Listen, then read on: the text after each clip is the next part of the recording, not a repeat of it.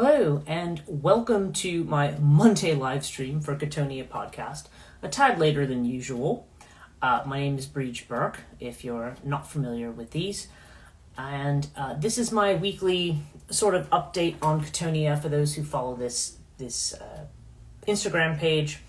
And for those who are on my Patreon, I am trying to schedule some Patreon-only live streams in the near future.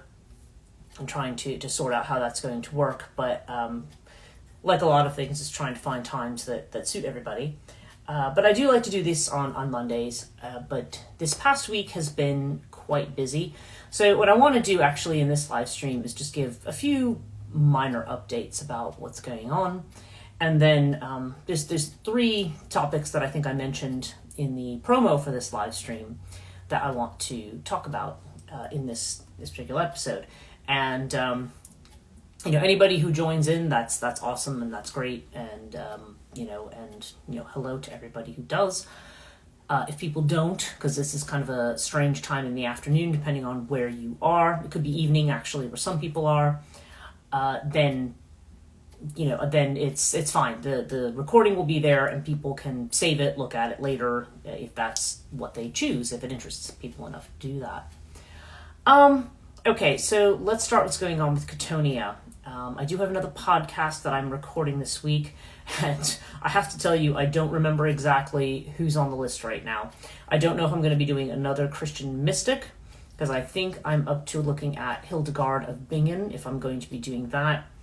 But I think also I might have wanted to do another pagan figure, but I have to go back and look at my list. I have not sorted that yet. Nonetheless, regardless of which way it goes, there'll be a new podcast coming out this week for Chthonia, and I have recorded a special podcast this week which got posted this morning for those who are on my Patreon at the level 2 $5 level and above. I do have a special podcast that is posted there. So those of you who might be interested in the extra material that I post, check out patreon.com/Chthonia. I wish I actually had an option on my Patreon to make an annual payment, because sometimes it's a little cheaper for some people to just pay, the whole annual fee all at once rather than so much per month. But as of right now, it's I don't have enough followers. I think I've got.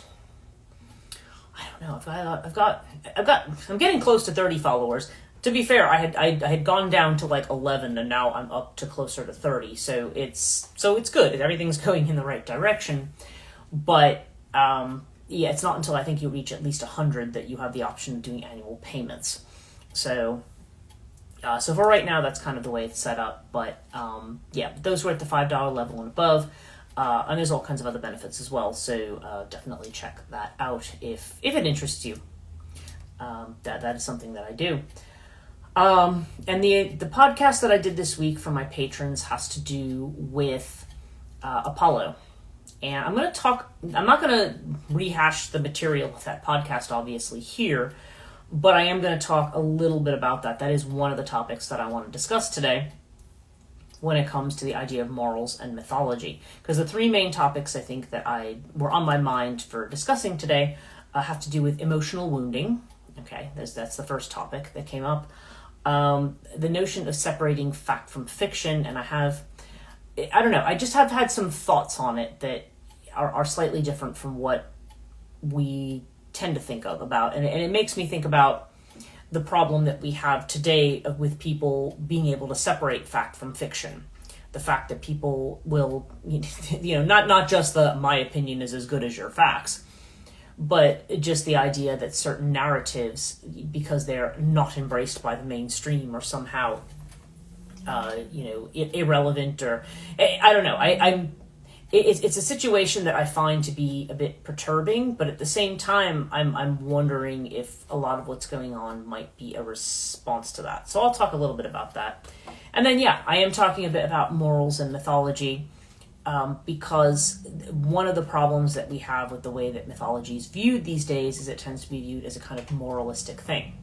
So, just to give an example, I've seen posts from people who say that we should no longer study Homer's Odyssey because Penelope is playing this role of like the dutiful, chaste wife, while Odysseus goes off and he's, having sex with Circe or Circe, however you want to say her name, with Calypso, and he's completely going off and doing his own thing, but she is expected to be faithful, and this is not a reflection of our modern values, and all this kind of stuff. And I'm saying, well, that's not really the point. I get what they're saying, but at the same time, that's not the point of the Odyssey.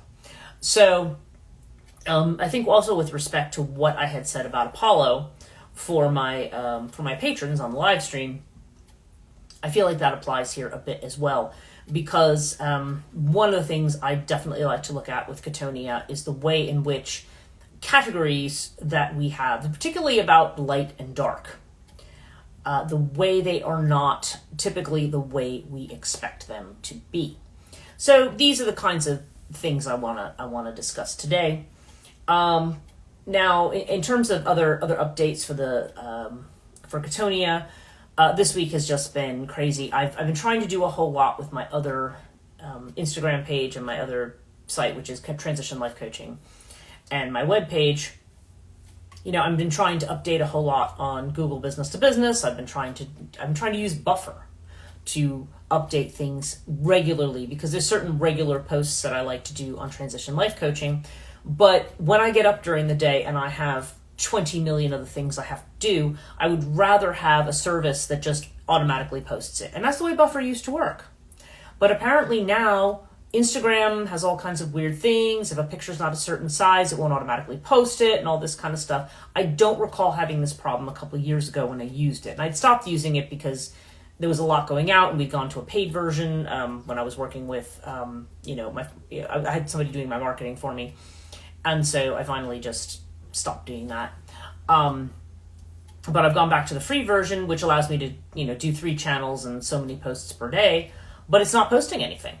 And when I said to them, they're like, oh, well, you have to have the phone app, and then it has to give you a reminder. And then it's like, I have to repost the photo and repost whatever the caption is with the photo. I'm like, then why do I have an automatic updating service if I have to post everything manually?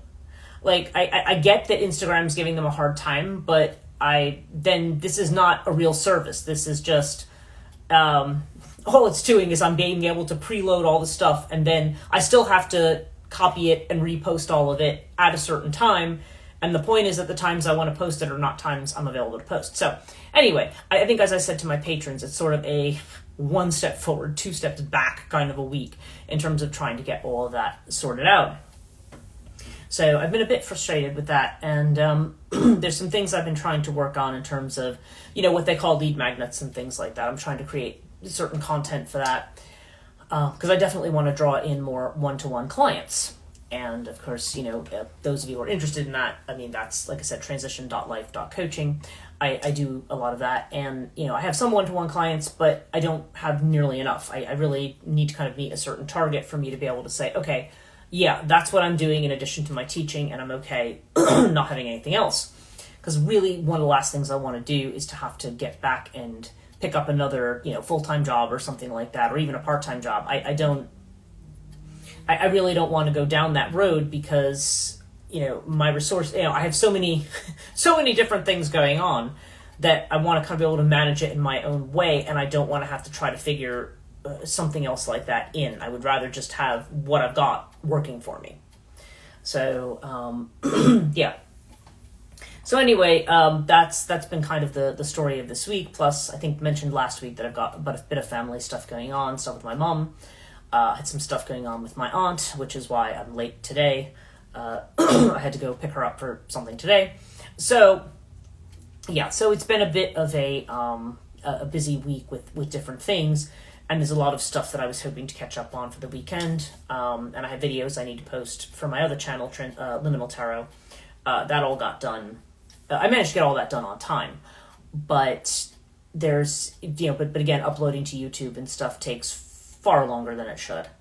So there's a lot. And as I think I've mentioned, while YouTube is uploading my videos, I can't really work on anything else. It's committed all the resources to that. So Yeah. So anyway, it's neither here nor there, I guess, but it's when I just feel like the days are just flying by because I've got things to get done, and I feel like the stuff that I really need to focus on, I got taxes done last week. I'd spent about 3 hours doing my tax return. And fortunately, I was worried that I was going to owe a fair amount of money, and in fact, now I'm getting money back. Not as much as I used to get, certainly not as much as I got last year, although that was kind of an aberration. But so yeah, so that all got sorted out, and thankfully that's all done. I don't have to worry about that now, and I managed to find enough deductions for what I was doing and so forth to because this is the first year I think I've made a profit on things.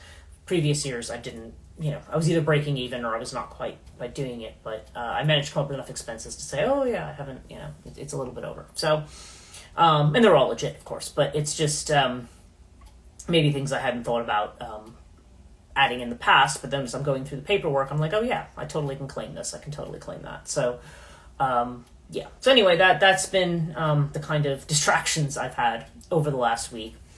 And thus, social media is something that I feel like I should be on more than I am right now. But it's really, when I've got so many other things going on, social media in and of itself is a full-time job. It's almost like I need several hours, and at least one day during the week to plan like what I want to do for the rest of the week. And then, when the services you're using don't work, then, it just makes things a lot harder. So, anyway, so yeah, Chthonia is, I'm just sort of trying to get organized and caught up. The other thing I've, of course, been working on is clearing out my house. I literally worked on one closet upstairs over the weekend. Not a very big one, and I thought I was going to be able to get through the bathroom closet and also the bedroom closet. One closet was enough. I was like, I couldn't believe how much stuff I not only threw out, but pulled out to donate, get rid of. Otherwise, it just, unbelievable amount of stuff that you accumulate when you live in a house. So, but I'm gradually moving things out because my goal is most definitely to move away, to move overseas. My goal is still to move to Britain, in spite of how difficult that is.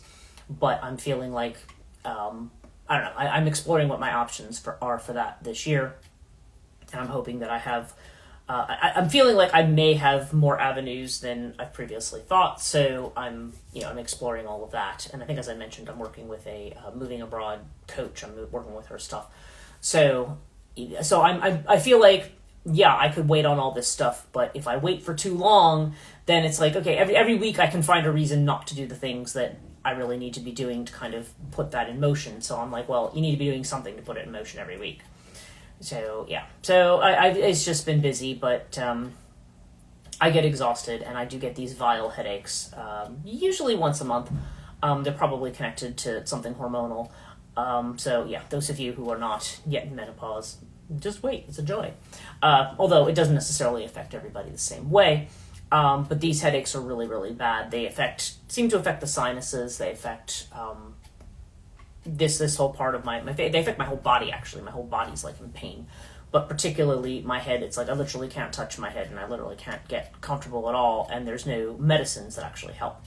So it's a tough thing. So when those hit me, I really can't do anything else. I was very fortunate this time because it hit me on a Friday night, and I didn't have any plans for that night. So by Saturday morning, it was pretty much mostly gone. Otherwise, if I had to spend a whole day, then I'd literally lose a whole day of work that I'm trying to do. Or if I have clients, or if something's going on, like I had clients this weekend, then I'm just completely useless. So, yeah, it's just a lot to juggle. I keep reminding myself I have a very ambitious agenda, and I'm not as young as I used to be. So I really have to try to figure out what the balance is here. Like, what am I really, this is what I really want to do. What's the real breakdown of how much time it's going to take me to do it? Because I'm still determined to do it, but it's just a matter of it might take me a bit longer. So, okay. So anyway, that's just the Chthonia update. That's what's going on over here. And the things I wanted to talk about, I think I've talked in the past about dream material and stuff that I've had. So I'm not going to get into the content of dreams here. as a kind of regular thing. But I've mentioned the fact that I use these dream cards. I've used these in the past. By I think it's Streffen Kaplan Williams. Is that the name of the person who did them? I can't remember. I think that's right. The cards are upstairs. I do have one of them down here, the one I wanted to refer to. But there's certain themes that keep coming up when I do have dreams and when I do pull these cards. And mind you, I just, kind of throw them around and randomly pull them. And I keep pulling some of the same ones. And one of the cards it's not the one that's come up the most often, but it came up again recently, and it made me think of it. And that is a card, it has to do with archetypes of adversity, and it's called, I don't know if you can even read this. The light doesn't seem to be great here, but it's called Wounding, okay? And what it is, the actual image of it is of two people with knives, like, facing each other, right? And what it says is the adversaries wound each other with their knives. And it says, wounding is when integrity is weakened through aggressive action. We do not avoid wounding. We participate in it as part of our existence. Accept the wounding as a price you pay for values. You are not here to always win or to be safe, but to journey through life with all its dangers. All wounding is a battle for control.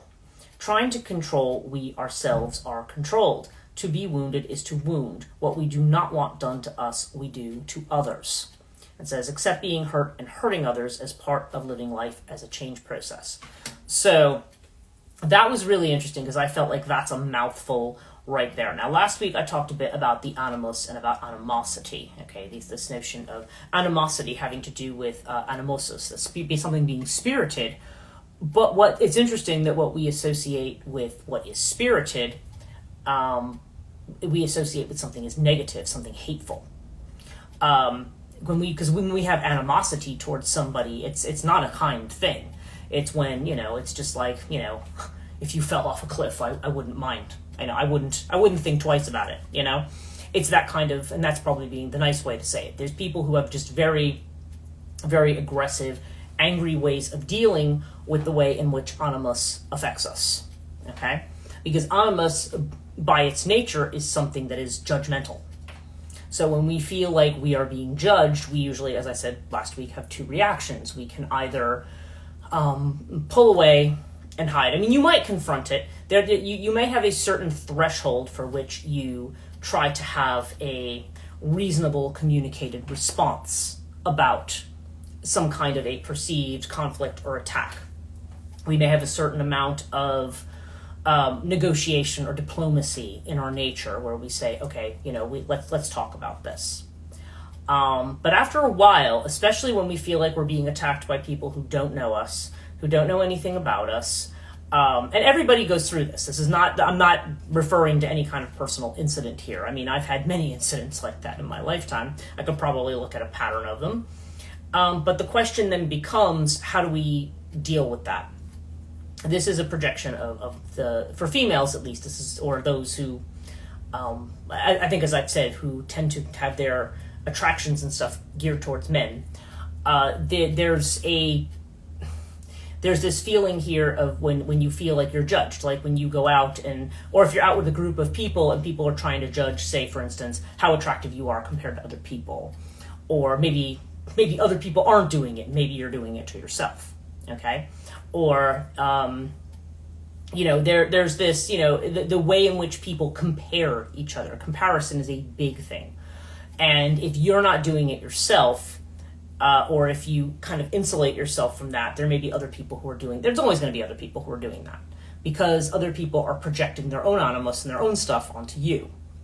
And so if they perceive you as a threat in some way, or if they, if there's a jealousy, then it may be just kind of like, oh, well, she's not as good as this, or he's not as good as that, or he thinks he's really, or it's the other way. It's like, well, who do you think you are? Okay. Why do you think you have the credibility? Why do you think you have the credentials? Who are you? You're not anybody to say anything about this. Okay. And you'll hear that from time to time. I have some of my favorite examples of that just from doing this podcast.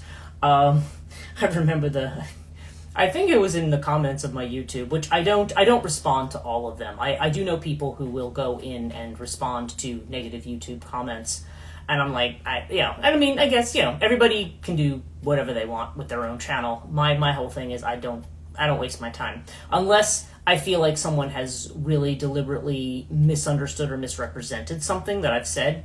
Or if they're criticizing me for something that I actually said, when they say like, oh, well, no, you have it wrong. It's, it's this. And it's like, well, yeah, that is what I said. So sometimes it's a case of people are not listening, or they're not listening to the whole thing, or maybe people are looking for something to criticize. I don't know. But this goes on. But my favorite one, I think, was somebody I had two guys who were, and they were definitely guys, who were criticizing me because I had a difficult time saying Mitikasawaru, which is the name of the Mesoamerican death goddess. And, and I was asked to do a podcast. I've been asked to do another one, and no, I'm not going to be able to say the name right now. Now, mind you, I tried to take the native, I look up what the native pronunciations are, and I actually found out that pronunciation is, it's not 100% perfect, but it's actually pretty gosh darn close, okay? And this person was like, oh, well, she doesn't even know how to say that, so, like, she's an idiot. We can't take seriously anything she says. And I'm like, yeah, okay, I want to see you say that name 10 times fast. Because clearly I did not think I was dealing with Mesoamerican scholars here. So, there's stuff like that, where people just want to attack you just for the sake of it. I mean, it's trolling, right? This is a thing that goes on. But a lot of this is animus-driven kind of stuff. And so when I talk about the idea of wounding and emotional wounding, okay, and about this card, so those of you who have just joined, and hello to everybody who's joined, welcome, thank you for being here. I was talking about this card for my dream cards, my archetypal dream cards, and this is about wounding. And this is about the idea that in order to be alive, we are going to wound and be wounded. And we respond to wounding. If people attack us or they wound us, we may turn around defensively and we may attack back, okay? We may withdraw. We may simply keep it to ourselves and harbor resentment against that person. You may want vengeance against that person. But, as it was sort of saying here, you're not always here to win or to be safe, but to journey through life with all its dangers. Wounding is a battle for control. Yeah, and I think that's the key thing here, is that, and I think this is where it keys into concepts that deal with the feminine with a capital F.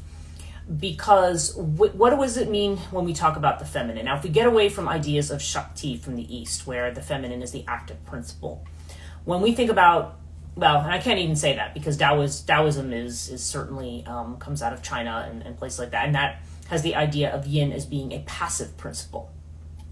And I've talked about the whole idea, like in martial arts and things, about how passivity actually has passivity is actually often the way to victory and to winning rather than straight out aggression. Okay, that this animus-driven stuff, creates in us. Astrologically, we would say it's, perhaps the placement of Mars in a certain thing, Like, I think they were saying now that Mars and Pluto have been conjunct for the first time in 140 years, which is like, which like anything, it's not that it's good or bad, but when Mars, gets involved with a planet that's dealing with shadow stuff, there could be explosions, or could be blowing up, or there could be, I'm just talking more verbally or critically or whatever, when that kind of a situation occurs. Although Mars in Aquarius does not have to be a bad thing. I think as one astrologer I followed said, Mars in Aquarius is like the emergency responder. It's the person who can, when there's a crisis right here, can, respond just like that. They're not somebody who has to stop and think about it for a while, and they can just jump right in. So it's not necessarily a bad energy, but oftentimes it creates a certain impatience in us, and oftentimes our reaction to other people and situations comes from our own stuff. It comes from the things that we're impatient with ourselves about. I'm not where, if somebody says I'm not where I want to be in my life right now, then we kind of we get to this point where we either trying to get somebody else to hurry up, or we start beating ourselves up because we're not hurrying up. And oftentimes this does get projected onto the people that we're communicating with. It's when you are frustrated enough to hear and somebody asks you the wrong question at the wrong time and you take their head off, because there's this, and it's not really about them. It's about what our limits are and what we feel like we can take. But to the point of control, I feel like there's this modicum here of, control is something that we have, and it's very ego driven. It's this idea that we always need to be in control of the situation. What I think about this situation, what I think the outcome should be, is the way it's got to be. And if it's not, then, I'm going to be on edge and I'm going to be fighting every step of the way. And I'm going to be vigilant, and anybody who opposes what I think, I'm going to be fighting with them and arguing with them and criticizing them. And you can fall into this kind of a mode.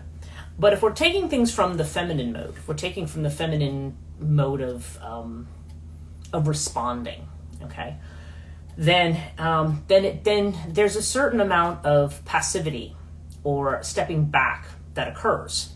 Or even avoidance, because remember we were talking about the martial art of, say, Aikido, which is largely in the way that it works. It's not that there might not be attack moves, but a lot of it is about avoidance. How well do you get out of the way of the other person and watch them slam their own head into a brick wall? How do you get out of the way of something? And we tend to underestimate that because we think that by stepping aside, watching the influences, maybe not jumping in right away, maybe not speaking up right away, or having a knee-jerk response, that somehow we're being weak. It's the idea that no, you have to stand up for yourself. And yes, I'm not saying there aren't times when we need to stand up for ourselves, but there's a lot of times when we just kind of shoot from the hip. And again, it's this wounding. Two people have their guns pointed at each other, and who's gonna strike first? And really, it's a question of how well do you step out of the way, or how well do you just simply diffuse something. Some of the times with certain situations, one of the things that we talk about, especially when you're dealing with narcissistic people, is how much attention are you giving to them? Okay. This has been an argument that's been made about certain, I don't want to get onto this topic, but very prominent narcissists, shall we say. And, I'm sure you can guess the kind of people I'm talking about. I don't know. In some cases, it actually is dangerous to ignore certain people. And I'm going to talk about that in a moment. But to respond, whether you're responding as an enthusiastic affirmation of something that is an attack, or whether you are negatively fighting back against it. Either way, it's sort of like there's like a battle for control here. There's a battle for will. And one of the things, if you want to understand the idea of life as a game, okay, which is, this is very Zen, actually. The idea that there's a certain amount of play going on here, there's a certain amount of play acting in all the roles that we have. Then you have to recognize that wounding others and being wounded, and I'm not necessarily talking about physically, could be, but really this is more emotional wounds, is going to be par for the course. So to what degree, and again, some wounds are more serious than others. I don't want to downplay people who have experienced severe trauma and say, oh, well, wounding's a normal thing, right? That's not what I want to do here. But frequently we are in positions, where when we've been wounded a lot, where our general posture of dealing with things is a defensive one. So we're automatically, somebody says something to us, we're ready to come back and just, take somebody's head off, or we're ready to have a negative response, or ready to just say, well, that person's stupid, or they're an idiot, or whatever. There's kind of this kind of knee-jerk response. And there's a certain amount of anxiety that we always maintain because we are always constantly on guard against being wounded. Like, again, if you do tarot, this is like that Nine of Wands energy. It's the wounded warrior. It's the guy who's standing there just like looking around, waiting for the next person. It's like, who's next? Like, who's gonna be the one? And but this is draining. It literally drains us. We don't enjoy life. We don't live our lives. We don't, because there's always this worry about whether or not we're going to be wounded. And again, just to kind of go back to Alan Watts, I remember one of his discussions about Zen in particular. He was talking about Zen masters where they have students who would come and they would live in, I don't know. The term ashram comes to mind, but I think in Buddhism that's not the right term. In any case, they would come live with the master, and they would be in the monastery, I guess is where this would be, and they would be. They'd have certain tasks. They might have washing dishes, sweeping floors, whatever their task is. And so they'd go about doing their tasks, and then all of a sudden the master, out of nowhere, would jump out from a corridor and start beating them with a stick. And they had to defend themselves with whatever they had at hand. And this happened all the time. They literally would think okay. And so then to a point where they were just on edge all the time, looking around, waiting for the next time the master was going to come out and hit them, And until eventually the students got to a point where they just gave up and they just said, whatever. I mean, this is what they're going to do, whatever. And that was the point at which their training actually begins. Because one of the first thing it teaches you is that, yes, you are going to be attacked, and no, you don't have control. Now, again, that's not suggesting that in certain situations that we find ourselves in that we shouldn't defend ourselves. But the question is, how accustomed to you are you? How accustomed are you to dealing with what's unexpected?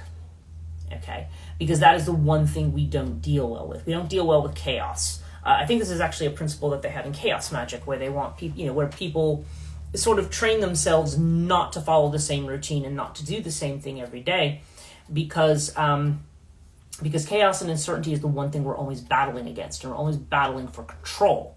We want to say, I always have to be in control of the outcome. I always have to know where this is going. The reality is, half the time, you don't know where anything's going. And the process of letting go, it's really interesting how that ends up working, because as you let things go, and this is something I've had to work through a lot in the last couple of years. And when you stop worrying about what's going to happen tomorrow, and you just kind of all right, well, I'm just going to deal with where I am right now. It's really interesting how that part of your psyche takes over. That's not the rational side. It's more of the intuitive side. And you get up in the morning and you kind of already know what's coming. You don't know. I mean, there's no rationale for it. I could say okay, I've got these 5 things to do. And something in my head will go, okay, that's how this one's going to go. That's how this one's going to go. And it's not necessarily rational. I could be expecting, so for instance, if I'm expecting a client to come, it'll say, no, the client's not coming. They're going to reschedule, not coming.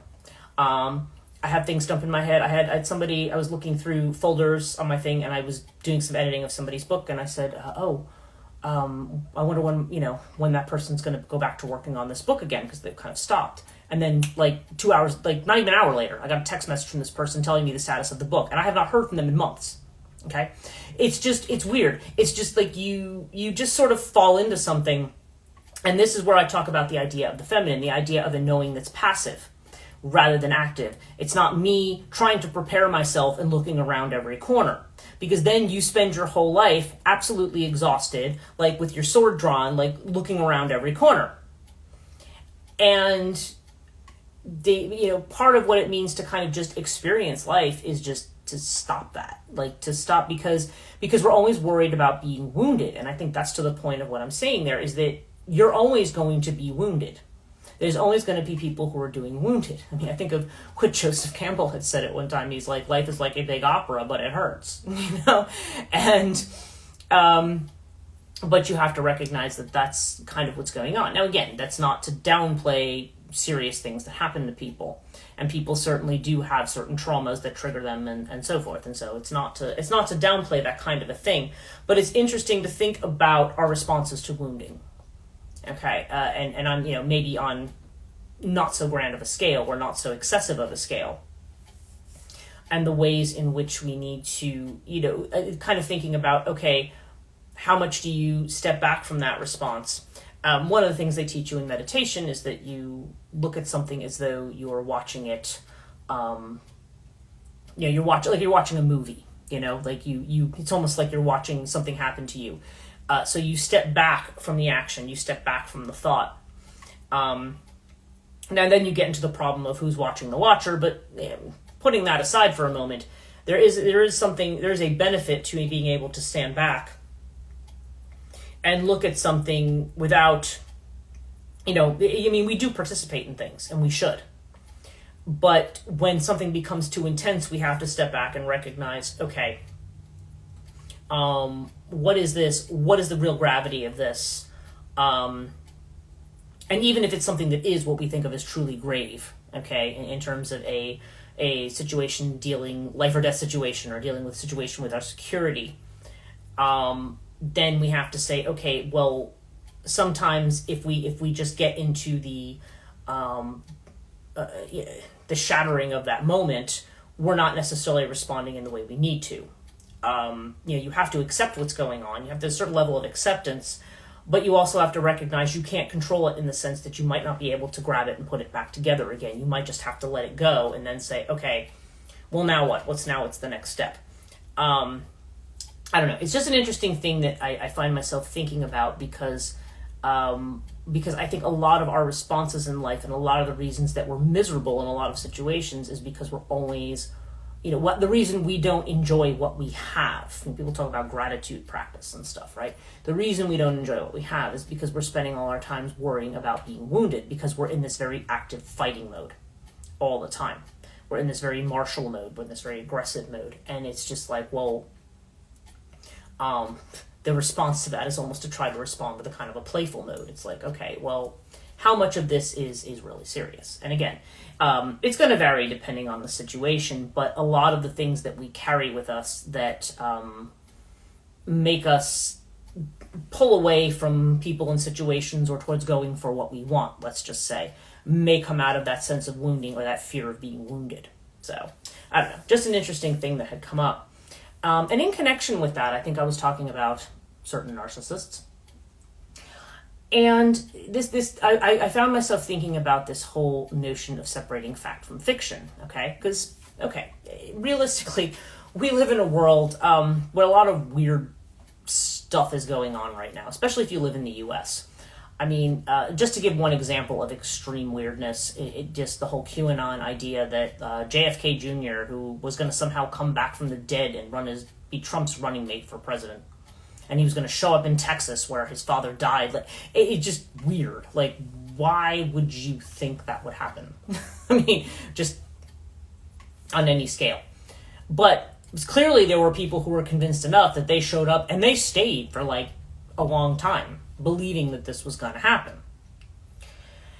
And, we find this sometimes too in certain versions of religion, where people will take, for example, a scripture like the Bible and read it very literally, word for word, as the Word of God. And so I find myself taking this idea back. If we go back to thinking about mythology, and we go back thinking about scriptures or story, let's just talk about it more broadly, the kind of stories that we have, whether we think of them as historical, whether we think of them as religious narratives, whatever we are looking at, we have to remember that a lot of texts that were written back in, from the time writing started, I guess, as we know it, as we think about it. Back in the time of people say that the Greek alphabet was Phoenician. I don't know. I mean, that's disputed to some degree. But in any case, when you think about those as being some of the earliest writings we get away from cuneiform and hieroglyphics and things like that. These alphabetic writings that, as things started to be written down, rather than just orally transmitted, which is where the term myth or mythos comes from. It has to do with what's transmitted orally. And we think about how story was told during those times. And if we look at what the bards were singing, okay, so if you look at what, even something like the Iliad or the Odyssey, or, some of these other epics, some of the Nordic epics, like, the Elder Edda and things like that, and some of these other things, they're sung in the form of poetry. There was a documentary, which is, to be fair, it's not, there's some aspects of it that are not very good, but I think Michael Wood did it. It was called In Search of Troy. I think it was that. It was done in the 80s. The intro is just ridiculous. I just remember when I would look at this one, I was like, oh God, can we get past this melodramatic intro? And of course, if you watch the episodes now, they actually appear very dated. But there was one particular episode which was about storytelling in particular. And I remember he went to two different places. He went to a place like a little village in Iraq where there were two men who were playing, they were playing stringed instruments. I forget what they're called. They're not guitars. They're not lyres. There's some other kind of related stringed instrument that they were playing. And they were playing these, and there was people gathered in this like little equivalent of like what we might think of as a pub or a bar or something like that. It was a little gathering place where people were drinking and stuff like that.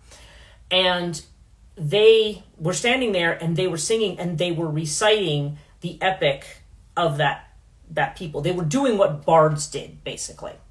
And they filmed them doing this, because this is a very rare art that you would see. And these guys, this was the main bard, and he had like his assistant, and I forget what the name was that they used instead of bard. They had another name, title that they used. But they were singing and they were playing, and it was like the older guy was sort of teaching the younger guy, and they were doing things, and they were kind of going back and forth, but they were reciting this very long history of that people, of that village, or connected to that village or their ancestors, and it was like a 3-hour performance, all done completely from memory. Okay? And that was the thing that was quite remarkable about it, because we can't think of now, even if you think of actors now, they're usually reading a script and they have to memorize their script. But they're working from some kind of a text.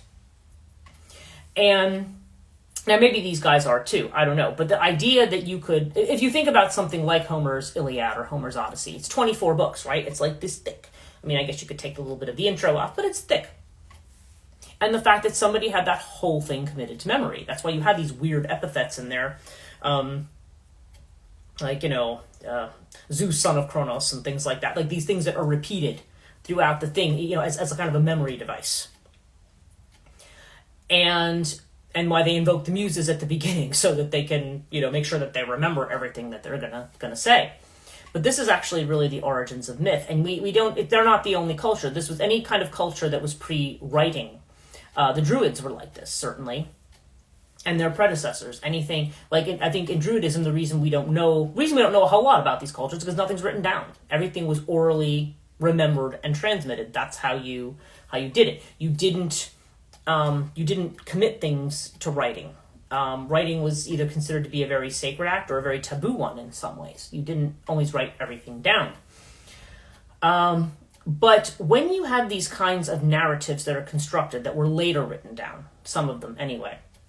And by the way, in that same Michael Wood episode, they also went to Ireland, and they had found this guy out, I think he was out in the Aran Islands, who could recite all of the old stories in Irish from memory, and somebody was trying to record him, the old school Memorex cassette tapes, he was trying to record them to keep the oral history, because he was one of the last people who knew how to recite these stories.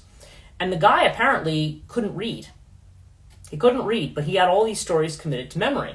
And he only spoke Irish. He didn't speak English, which was very unusual. Now, I'm sure this person's probably long passed on since then. Maybe he has, maybe not. Maybe he's not doing this anymore. But, yeah, they were saying that the people, nobody has an interest in doing this anymore.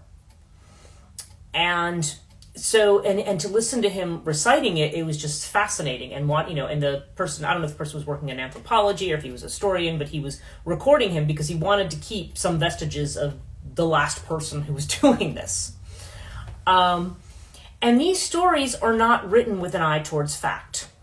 Okay? But they're not necessarily meant to be fiction either. It's not like, okay, let me sit down and make up a story about something. No, the intent is to actually tell the history of a particular place, or a particular historical figure, or a particular battle, or whatever it is. The intention is to tell a real story. But it's not being told as just like, Well, on this date, this thing happened. Well, on that date, this thing happened. Oh, and this year, that thing happened. The way we often read history now. It's being told in the context of the culture and the beliefs.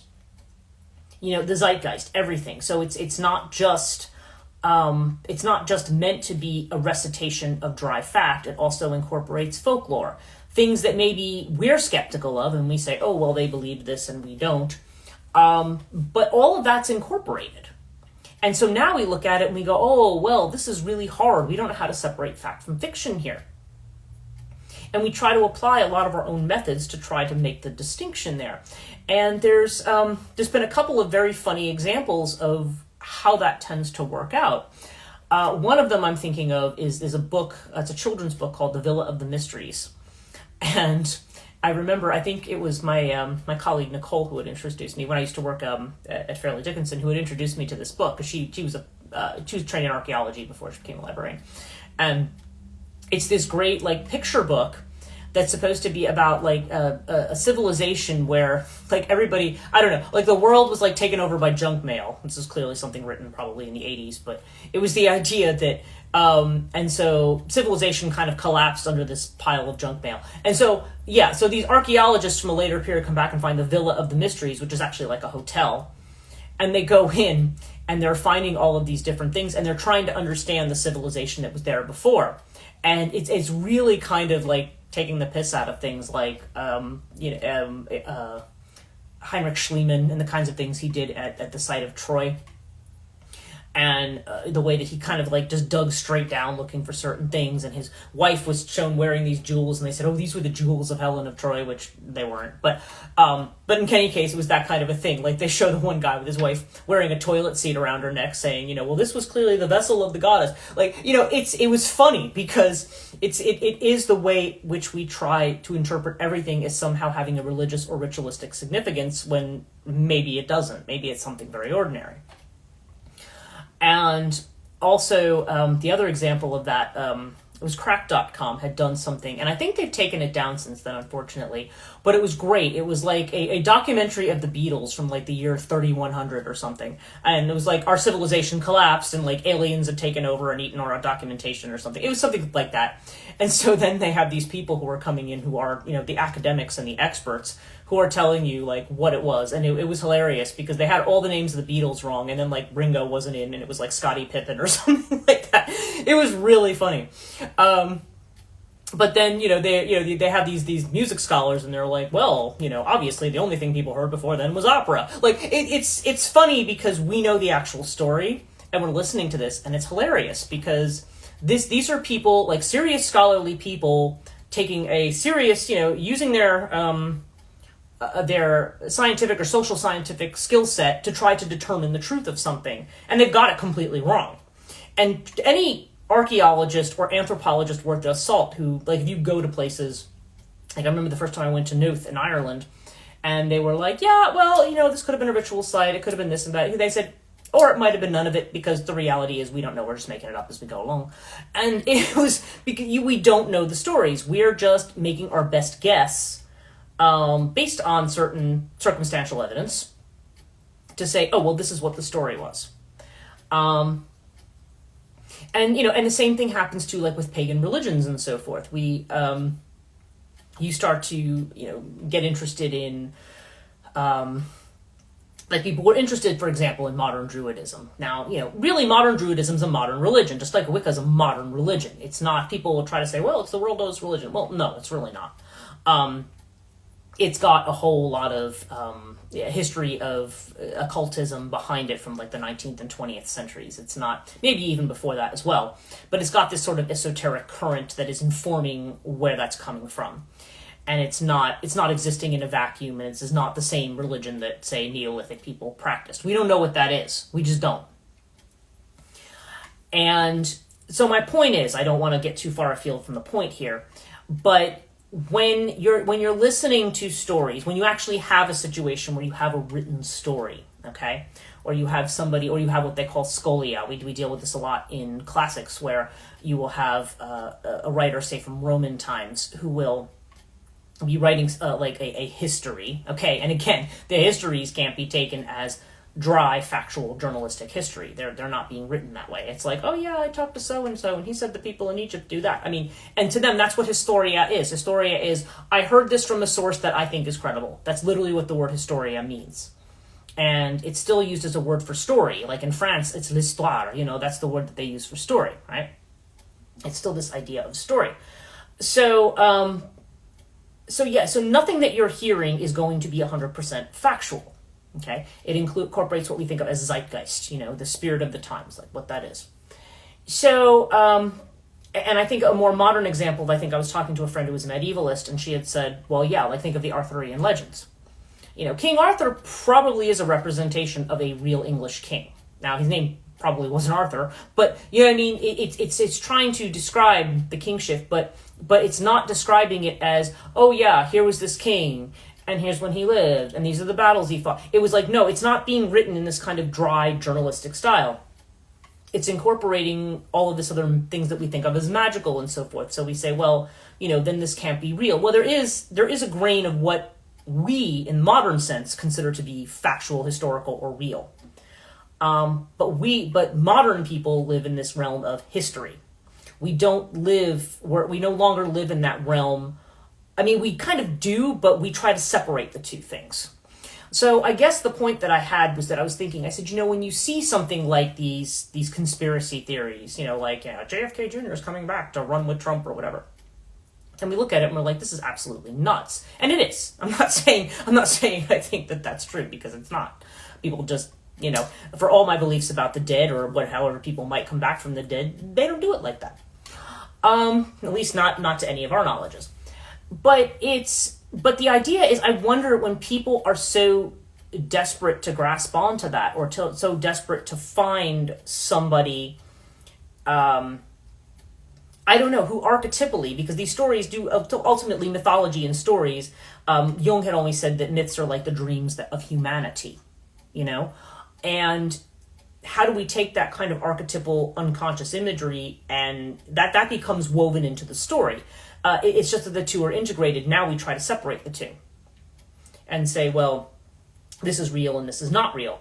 So I have to wonder if what people are doing, not consciously, is trying to do that in some sense, trying to find a way to make a mythical narrative maybe where there isn't one.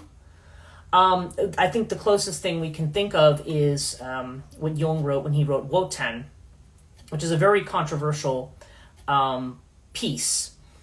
And because people have often criticized Jung for this, because of the way he talks about the way Hitler does this. The way Hitler would co-opt Nordic mythology and other things to try to make it part of this Aryan mythology that he was creating. And Jung was kind of trying to look at what the story was that was trying to be formed here. And a lot of people interpreted that as Jung sort of supporting or glorifying Hitler's vision, which he was not in any way, shape, or form. But he was trying to show the way in which this was being done. Okay, the way in which you are trying to, because I think people like that, there's almost an awareness of what there's a certain knowledge of what the zeitgeist is, and the way in which that unconscious element that's not factual kind of plays in. And so in a certain way, these people who are very autocratic in our modern political system have a certain cleverness there, because even though most people are looking at it going, well, all this stuff coming out of here is rubbish, they're somehow knowing how to appeal to something that is unconscious. They're able to pull that piece of the narrative in. I'm not going to call it mythical, but it is archetypal. They know how to they're working with archetypal material in a way that people whom we otherwise think of maybe as very, very rational or very sensible or very open, may suddenly glom onto it if there's something in that archetypal material that grabs them. Okay? So, yeah. I found myself kind of trying to think about that from the other way around. So I haven't quite figured out where I end up on that, but yeah, just an interesting thing to think about there. The way in which I think sometimes people, when they try to do that, where conspiracy theory tries to go is it's trying to find a logic that's outside of logic. But because we're not informed anymore about how to do that, or we're not really connected to that kind of material in any kind of a way. We're not connected to that underworld, as Hillman would say. We're not connected to that archetypal unconscious material. We've our whole dualistic system has kind of cut us off from that. Which is the one problem that science has. It's not that, and again, it's not that pursuit of facts isn't good or important or anything like that. It's just that in the absence of the other, there's like a void there that people are trying to fill with all kinds of garbage when, there's sort of, I don't know, there's an archetypal flow that's kind of missing there. Or that's kind of being directed, or if you look at it, it might tell you, where the stoppage is. But when we tell people that content isn't there, or it's irrelevant, or that we're saved from it, or whatever it is, then we're not focused on it. Then it becomes filled in with something that maybe is people who know how to co-opt it may fill it in with something far more. I want to use the word sinister, but I don't, because I don't want to imply this left thing any more than I want to imply the dark thing. But something that's not as beneficial, shall we say. And the last thing I think I want to talk about, the podcast that I did for my my patrons was on Apollo in particular. Because I've done chapters on Dionysus, I've done papers, I did a paper for Oxford on the Linnaean Festival at one of the anthropology conferences a few years back. And I actually wrote a chapter for a book called De Natura Fides, which is about the nature of religion. It was published in India. And I did a chapter on Dionysus there as well. And so I talk about Dionysus as a bridge figure, and about Orphic religion and the mystery cults as being kind of this bridge to modern religion. But the one figure I think we don't think about, and I think the one question that came up at the end of the podcast that I did for my patrons, has to do with our ideas of light and dark. And so when you take a god like Apollo, now Apollo is a god of the sun, right? He's become, there's other sun gods. There's Helios and there's Hyperion, in the Greek. They're both associated with the sun. But Apollo becomes this god of the sun. He's a god of prophecy. He's killed the python there, and he's taken over the spot at Delphi, and he's become the oracle. He gets into this whole thing with Hermaeus. He gets into a fight with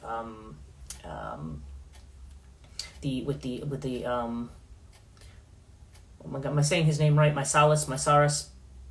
Why am I suddenly not able to remember his name? I don't know. Anyway, the centaur who he gets into a fight with, he has a contest, a musical contest with him, and when the satyr loses, he has him flayed alive, basically. And also just Apollo's whole manner, like the Daphne and Apollo thing, which is kind of creepy, where he pursues this nymph who doesn't want anything to do with him, and is insistent on he's going to, which I guess a lot of male figures in Greek mythology do this, but she calls out to her father for help, and she gets turned into a laurel tree. And so then he's fondling this laurel tree and picking the leaves off of it and making a crown for himself. And yeah, it's kind of creepy when you think about that. But when we think of the idea of a laureate as somebody who has made some kind of intellectual or civilized achievement, and that's kind of the myth that it originates from. But anyway, the point that I had been making was that Apollo is really this figure of light that we talk about, right? Nietzsche talks about sort of the Apollonian versus the Dionysian impulses, right, in the birth of tragedy. And Apollo becomes this tantamount to civilization and order and light, and he's the god dealing with poetry and music. So he sort of co-opted that. We're not just talking about logos here. We're talking about poetry and music and all this stuff. And I'm like, yeah, but Apollo's actually really not. He's also a god of plague. He's a god of violent death, and he's really very, very much a bully. Okay, in the way that he operates. And he's not really, you would think a guy like that would be, I've always sort of tried to compare him to like the football jock, but he's, the ones that you see in like the 80s movies where the football jocks were picking on the little guys kind of thing. But see, the women don't really go for Apollo. He has problems. Cassandra rejects him. Daphne rejects him. He gets rejected by a lot of women. You don't see stories of Apollo.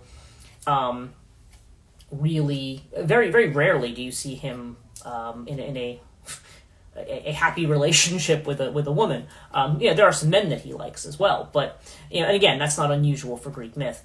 But it's interesting to me because he's this figure of light, but he operates in this way that, from a moral perspective, is highly questionable at best. And I thought this was sort of he's a very good example of the way in which, and he's very misogynistic too in a lot of ways. The myth of Orestes too, his rationale for why Orestes should have killed his mother is more or less like, well, women aren't useful anyway. They're not. She's not as important as his father was.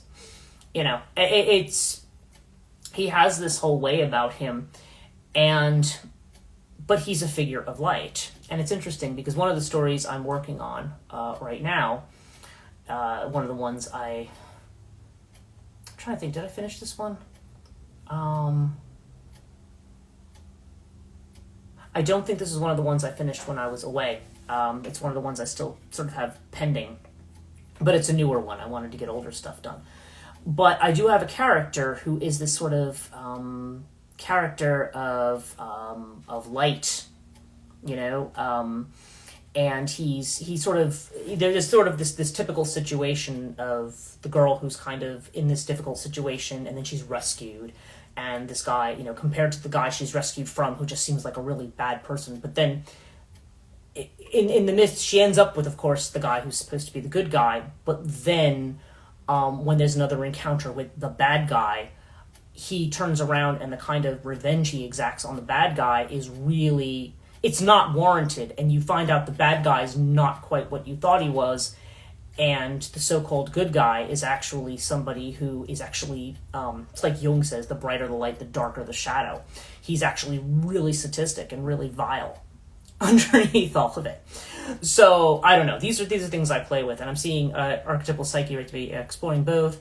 Looking to scholarship, incredibly synchronistic, mentioning them in this live, especially since it's my first time watching. Yes, and thank you. I'm glad it's your first time watching. Yes, I'll have to DM you about that because it's interesting. This is something, when I teach mythology, one of the things I used to do when I taught in person, I mainly teach remotely now, but when I would teach in person, one of the first things I would do is I would have this thing of symbolism. So I'd go through all these symbols with my students, and I'd be like, okay, what does this mean? What does this mean? So I start with the stuff on their phone. This is airplane mode. This is my Wi-Fi's working. This means this. And they're like, oh, that's this, that's that, that's that. And then I go into things. Then I'd show them the swastika, and then they would go, oh, that's the Nazis. That's bad. I'm like, right. Then I'd show them a picture of Ganesha with swastikas, and I'm like, okay, what's that? And they'd be like, and I was like, yeah, that's where that symbol comes from. It's co-opted for this. So then we would get into things. Then we start looking at symbols of light and dark. And, you take your typical thing, where you have the good guy and the bad guy, right? And I'm like, I said, how do you know who the bad guy is? They're like, well, he's wearing black. All of these things that we do and we take for granted in the culture, and we just think, well, no, I don't think, but you do. You automatically look at certain things and you have a certain automatic reaction. I always love it when I point to the morning star and I say, well, there's Venus Lucifer. That freaks some people out. I'm like, but that's what it's called. It's Venus Lucifer. Because they associate Lucifer with something very negative.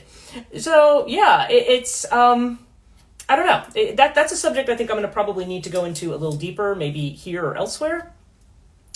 And, yeah, what's the story behind that? What's the automatic reaction?